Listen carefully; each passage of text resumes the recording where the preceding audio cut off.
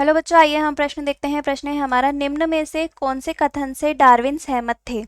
पहला है, एक समष्टि के जीवों के लक्षण अलग अलग होते हैं। दूसरा है, विकास को समय के साथ एक उद्देश्यपूर्ण और दिशात्मक परिवर्तन के रूप में देखा गया। तीसरा था, प्राकृतिक चयन या चुनाव एक विधि है जिसके द्वारा जैविक विकास हुआ। और चौथा है, उपरोक्त सभी। इसके लिए हम देख लेते हैं सबसे पहले हमारी मुख्य अवधारणा।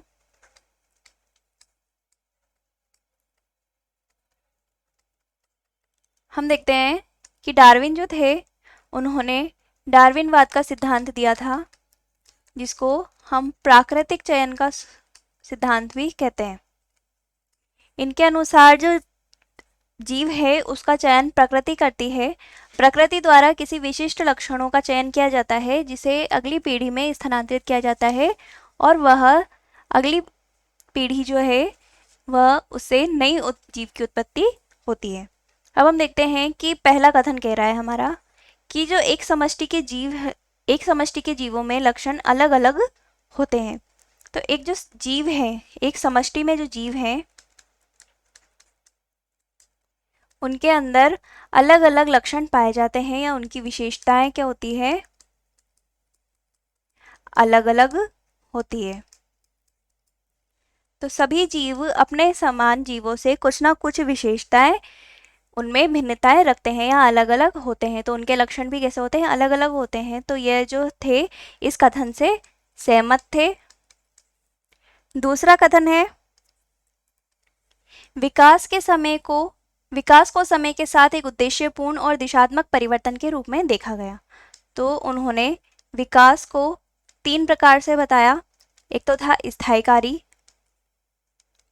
एक था दिशात्मक, और एक था विचलन। तो जो विकास था वह स्थायीकारी, दिशात्मक और विचलन तीनों अवस्थाओं में हुआ। तो हम देख सकते हैं कि जो विकास था वह एक उद्देश्यपूर्ण घटना थी, जो कि एक दिशा में या एक यूं कह सकते हैं हम कि एक निश्चित दिशा में हुआ था। तो इसको हम दिशात्मक परिवर्तन या दिशात्मक विकास के रूप में देख सकते हैं। तो इस कथन से भी वह सहमत थे। इसके बाद तीसरा देखते हैं हम। तीसरा था, प्राकृतिक चयन या चुनाव एक ऐसी विधि है जिसके द्वारा जैविक विकास हुआ। जैविक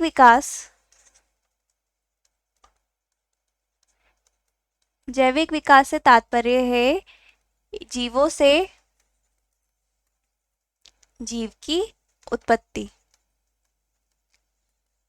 तो जीवों से जीव की उत्पत्ति प्राकृतिक चयन की एक विधि है, प्राकृतिक चयन में होता है। तो इस कथन से भी वह सहमत थे। अब हम देखते हैं चौथा है, उपरोक्त सभी। तो सभी कथनों से सहमत होने के कारण हमारा जो उत्तर होगा वो होगा विकल्प डी, यानी उपरोक्त सभी। यही हमारा उत्तर होगा। आशा है आप उत्तर समझ गए होंगे। धन्यवाद।